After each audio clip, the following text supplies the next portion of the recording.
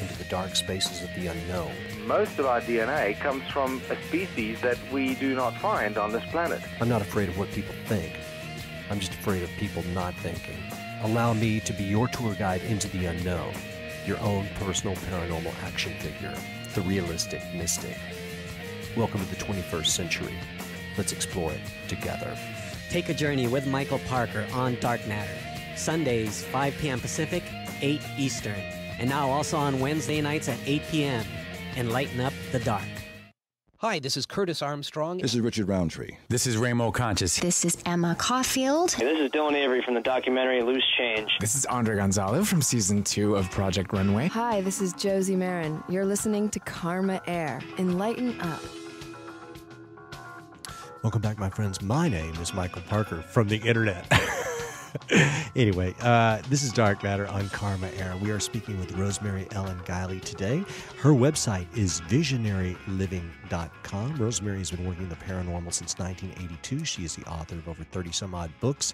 And in this hour, I want to ask Rosemary some more questions. One having to do with the idea of, I don't know if banishing would be the right word, but or exorcisms, but the idea of getting unwanted hauntings from your house. But before we get to that, we just got a question. This is for Rosemary. It comes from Tara from Oklahoma. It says, Rosemary, how do you keep balance when dealing with spirits? Do they affect you personally? They certainly can, and I think it's important for anyone who wants to get more deeply involved in the paranormal to have some serious practical considerations about it. I have seen people and personalities destabilized by the paranormal. It can be very upsetting to your worldview. You are allowing things to come into your personal space, into your head, into your energy field, and sometimes that can really throw people for a loop. I have practiced daily prayer and meditation for many, many years. I think that those are the two best ways that you can bolster your own aura, the buffer of energy that you have around you that protects you from unwanted influences. You need that connection to your spiritual source of strength, whatever that is, whatever your spiritual practice, your religion, your tradition is. You need to be very strongly connected to that. There are also other practical considerations that I practice when I'm doing active investigations. I do my best to avoid doing things when I'm not in my best energy. When your energy is down, you're going to be more vulnerable. I don't seem to have the kind of energy field that things attach to very easily, so I'm very fortunate there. I'm not likely to take home hitchhikers, but I also make sure that I don't take anything home either. There are ways that you can ground yourself by moving the energy through your body visually and by touching things and shaking the hands, taking a shower after you've gotten done with a lot of heavy-duty paranormal activity. The water will help cleanse the auric field, too. I also take precautions at home. I don't do things like seances at home. I don't run Frank's box at home. I don't do things that invite unknown spirit presences into my personal environment.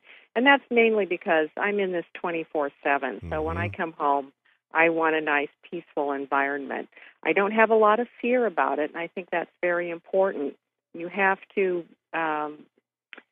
be realistic about things. I've encountered people who get into trouble because they don't believe in the bad side, and the bad side's out there.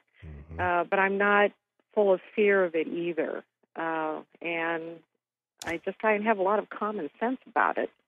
Well, you raise an interesting point, and I'm going to ask you a question. If it's personal, you don't have to answer. But you being this person who knows so much about so many different aspects of the paranormal, what religious tradition do you come from, and what is kind of your bigger picture now? When you say prayer, who is it that you pray, or what is it that you pray for, or to, rather? I'm sorry.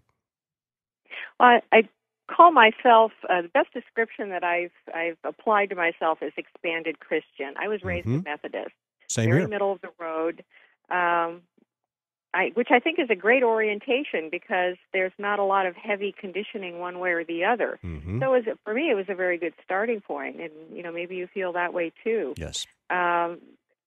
Here I am doing books on the saints. There's the Catholic religion has held a lot of interest for me, and I've wanted to study that very, very deeply. I also practiced Zen Buddhist meditation for a long time in a Zendo, and I still use Zen practices in my meditation today. I took initiation as a druid in Stonehenge a number of years ago because I felt a very strong past life connection to the Druids. And I took initiation from the British Druid Order on Lammas Day, which is August 2nd. That was, back in 1996 in a ceremony called the Marriage of Heaven and Earth.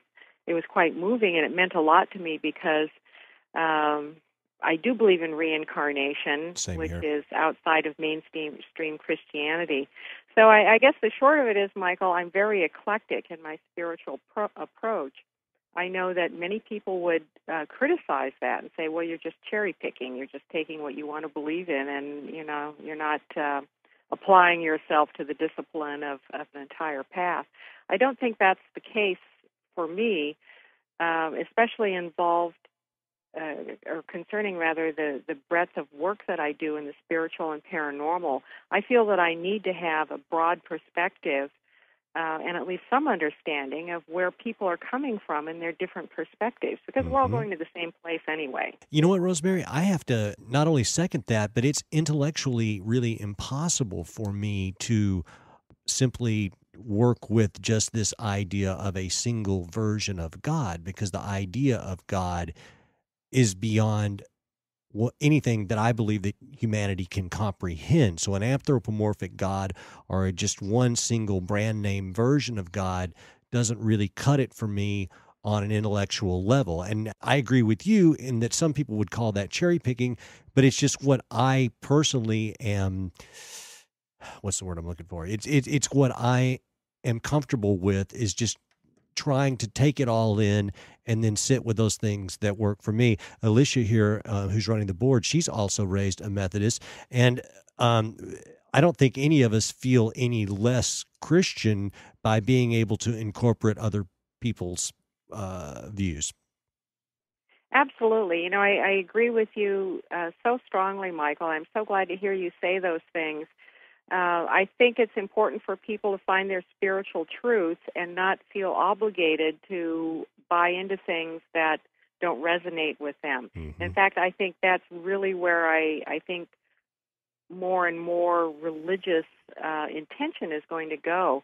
A few weeks ago, I was out at Santa Fe at this marvelous conference every year called Science and Consciousness, and it's absolutely astounding. They bring in, some of the most forward-thinking people in metaphysics and alternative healing and related topics every year. And the big topic this year was on spirituality and how the increasing trend is that people are feeling spiritual without feeling like they have to belong to one particular religious teaching. And I think that's quite liberating. It also puts more responsibility on the individual. You can't just sit back and buy a package of do's and don'ts and say, well, I'm religious now. It's really about finding your spiritual truth, and that requires some experimentation, some risk-taking, and a lot of honesty.